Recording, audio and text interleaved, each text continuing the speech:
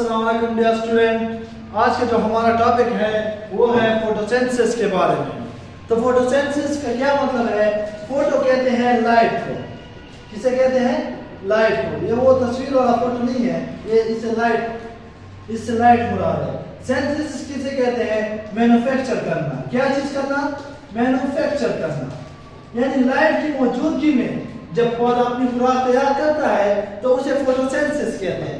किस तरह तैयार करता है कि कार्बन डाइऑक्साइड और वाटर जब आपस में मिलते हैं सनलाइट की मौजूदगी में। किस चीज की मौजूदगी में? सनलाइट की मौजूदगी में। कौन सी जगह पर? बेसोफिल सेल के अंदर, क्लोरोफिल में। तब ये कार्बन डाइऑक्साइड और वाटर जब सनलाइट की मौजूदगी में मिलते हैं तो क्या चीज बनाते हैं हमारे पास? Glucose plus oxygen. तो इस प्रोसेस को कहते हैं फोटोसिंथेसिस। फोटोसिंथेसिस किसे कहते हैं? जब कार्बन डाइऑक्साइड और वाटर के मॉलिक्यूल आपस में कंबाइन होते हैं सूरज की रोशनी की मौजूदगी में, क्लोरोफिल में, तो क्या चीज बनाते हैं? ग्लूकोज और ऑक्सीजन। यहाँ पर ग्लूकोज के अंदर एनर्जी स्टोर हो जाती है तो कहते हैं ये एक एनर्जी स्टोरिंग प्रोसेस है कि इसके अंदर एनर्जी स्टोर होती है। किस तरह? ग्लूकोज का फॉर्मूला C6H12O6। ये क्या है? ये केमिकल बॉन्ड है। यहाँ पर क्या चीज होता है? कार्बन और हाइड्रोजन के दरमियान केमिकल बॉन्ड होता है। तो मैंने आप लोगों को बताया था कि जब भी बॉन्ड टूटता है तो एनर्जी रिलीज होती है और जब भी बॉन्ड बनाते हैं तो उसे एनर्जी देनी पड़ती है। अब यहाँ पर सूरज ने इसको एनर्जी दे दी है और ये केमिकल बॉन्ड बन गया है। तो क्या कहते हैं कि फोटोसिंथेसिस कहाँ पर होता है? ये प्लांट्स के अंदर होता है, ऑटोट्रॉफ के अंदर होता है। कहाँ पर होता है? ऑटोट्रॉफ में। ऑटोट्रॉफ का क्या मतलब है? वो जानदार जो अपनी खुराक खुद तैयार कर सकते हैं उसे ऑटोट्रॉफ कहते हैं। हम क्या है? हम हेटेरोट्रॉफ है। क्या है? इंसान क्या है? हेटेरोट्रॉफ है। हम अपनी खुराक खुद तैयार नहीं कर सकते। हम तैयार सब्जी खाते हैं या गोश्त खाते हैं या दाल खाते हैं। हम पौधों से खुराक हासिल करते हैं या जानवरों से हासिल करते हैं। हम अपनी खुराक खुद तैयार नहीं करते तो इसे हेटेरोट्रॉफ कहते हैं। तो कहते हैं पौधे तो अपनी एनर्जी स्टोर कर लेता है, खुराक बना लेते हैं और उस खुराक को फिर हम इस्तेमाल करते हैं। क्यों? क्योंकि हमारा जिस्म खुद खुराक नहीं बना सकता। तो इसमें ये बताया गया है। जो अगला टॉपिक है उसमें है रोल ऑफ क्लोरोफिल।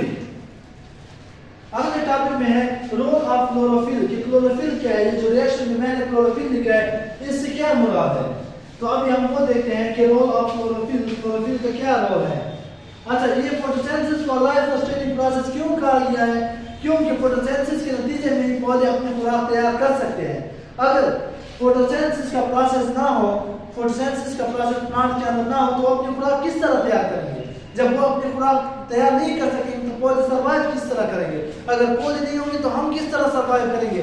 तो इस वजह से कहा गया है कि फोटोसिंथेसिस एक लाइफ सस्टेनिंग प्रोसेस है कि फोटोसिंथेसिस के बगैर जिंदगी इम्पॉसिबल है। क्यों? क्योंकि पौधे फोटोसिंथेसिस के प्रोसेस के जरिए ही खुराक तैयार करते हैं। अगर फोटोसिंथेसिस नहीं होगी तो वो अपनी खुराक किस तरह तैयार करेंगे? अगर अपनी खुराक तैयार नहीं कर सकेंगे तो पौधे मर जाएंगे। पौधे नहीं होंगे तो हम क्या चीज खाएंगे? जानवर क्या खाएंगे? तो इसके बाद अगला जो हमारा टॉपिक है वो है रोल ऑफ क्लोरोफिल। क्या चीज? रोल ऑफ क्लोरोफिल कि क्लोरोफिल का क्या काम है। And role of chlorophyll and sunlight in photosynthesis. क्या चीज? Sunlight in photosynthesis.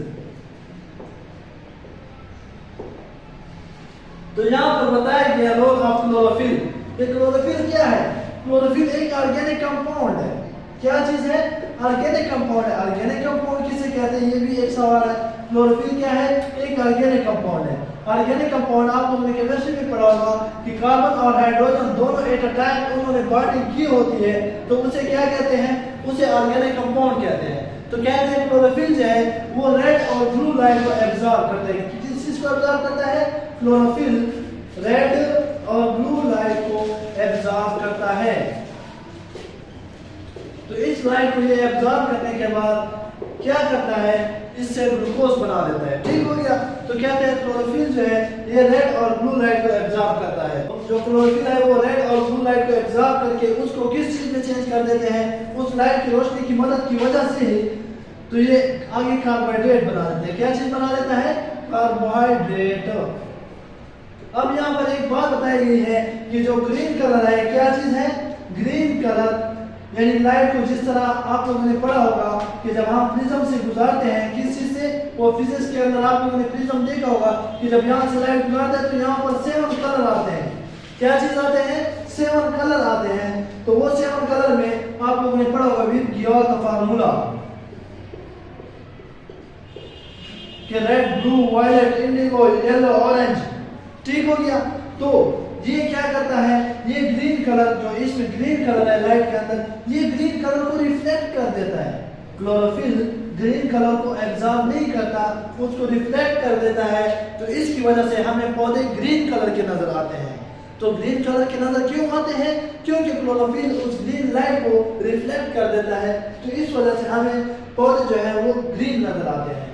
तो इसका क्या मतलब हुआ कि पौधों का जो हिस्सा ग्रीन होगा वहां पर क्लोरोफिल मौजूद है और वो फोटोसिंथेसिस कर सकता है, क्योंकि फोटोसिंथेसिस करने का काम किसका होता है? क्लोरोफिल। क्लोरोफिल में ही फोटोसिंथेसिस होती है। अब मैं आपको डायग्राम के जरिए समझा देता हूँ। अच्छा, एक बात और कि जो क्लोरोफिल है ये प्रोकैरियोट और यूकैरियोट में कौन सी जगह पर मौजूद है? तो ये बताया गया है आप लोगों की बुक में कि क्लोरोफिल जो है यूकैरियोटिक में क्लोरोप्लास्ट के अंदर मौजूद होता है। किस चीज के अंदर? क्लोरोप्लास्ट के अंदर। किस तरह कि जो यूकैरियोट है, क्या चीज? यूकैरियोट, सॉरी यूकैरियोट का लफ्ज हम यहाँ पर इस्तेमाल नहीं करेंगे, हम यहाँ पर प्लांट का लफ्ज इस्तेमाल करेंगे क्योंकि ऑटोट्रॉफ की बात कर रहे हैं कि प्लांट और एल्गी में क्लोरोफिल कौन सी जगह पर मौजूद होता है? क्लोरोफिल मौजूद होता है, क्लोरोफिल क्लोरोप्लास्ट में मौजूद होता है। कौन सी जगह पर? क्लोरोप्लास्ट के अंदर मौजूद होता है। अब क्लोरोप्लास्ट क्या है ये अभी मैं आपको स्ट्रक्चर बना के दिखा दूंगा। इसके अलावा कहते हैं जो कि प्रोकैरियोटिक एल्गी है या प्रोकैरियोटिक ऑर्गेनिज्म जो है वो क्या करते हैं, उसमें क्लोरोफिल कौन सी जगह पर होता है? सेल मेम्ब्रेन के अंदर होता है। उनके सेल मेम्ब्रेन के अंदर क्लोरोफिल होता है। क्यों? क्योंकि उनमें क्लोरोप्लास्ट नहीं होता, तो वहां पर फोटोसिंथेटिक पिगमेंट होते हैं। क्लोरोफिल कौन जगह पर मौजूद है? अभी हम क्लोरोप्लास्ट के डायग्राम से आपको समझा देते हैं कि क्लोरोफिल कौन सी जगह पर मौजूद है। ये एक स्ट्रक्चर है। ये किस चीज का स्ट्रक्चर है? ये क्लोरोप्लास्ट का स्ट्रक्चर है। किस चीज का स्ट्रक्चर है? क्लोरोप्लास्ट का। क्लोरोप्लास्ट क्या है? क्लोरोप्लास्ट एक ऑर्गेनेली है जो सेल के अंदर मौजूद होती है, प्लांट सेल के अंदर मौजूद होती है, एल्गी के सेल्स के अंदर मौजूद होती है। तो यहाँ पर ये बताया गया है इसके स्ट्रक्चर के बारे में कि कौन सी जगह पर क्लोरोफिल मौजूद होता है। अब ये जो मैंने बनाया है ये इसे कहते हैं आउटर मेम्ब्रेन, ये है इसका इनर मेम्ब्रेन, ये आपको बुक से डायग्राम देख सकते हैं। इसके अलावा ये जो है ये क्या है? जो सिक्के की तरह का गोल स्ट्रक्चर है, इसे कहते हैं थैलेकॉइड। इसके अलावा एक मुकम्मल ग्रुप मौजूद है, इसे क्या कहते हैं? इसे कहते हैं ग्रेनम, यानी group of thylakoid is called granum. इसके अलावा ये क्या है? ये स्ट्रोमा है। क्या है? ये इसका स्ट्रोमा है। तो जो क्लोरोफिल है, क्लोरोफिल यहाँ पर मौजूद होते हैं, यहाँ पर क्लोरोफिल ए, बी और कैरोटीनॉइड मौजूद होते हैं। तो क्या जब बहुत सारे क्लोरोफिल एक ही जगह पर मौजूद हो, एक ग्रुप की शक्ल मौजूद हो, तो उसे क्या कहते हैं? उसे कहते हैं फोटोसिस्टम। जब बहुत सारे क्लोरोफिल एक ही जगह पर मौजूद हो, कौन सी जगह पर ये मौजूद है? ये थैलेकॉइड मेम्ब्रेन के ऊपर यहाँ पर क्लोरोफिल मौजूद है, क्लोरोफिल ए भी मौजूद है, बी भी मौजूद है, कैरोटीनॉइड भी मौजूद है। तो जब एक ग्रुप की शक्ल में मौजूद होते हैं तो उसे कहते हैं फोटोसिस्टम। फिर आपको बताया गया है कि क्लोरोफिल की कितने टाइप्स हैं? क्लोरोफिल की 2 टाइप्स हैं।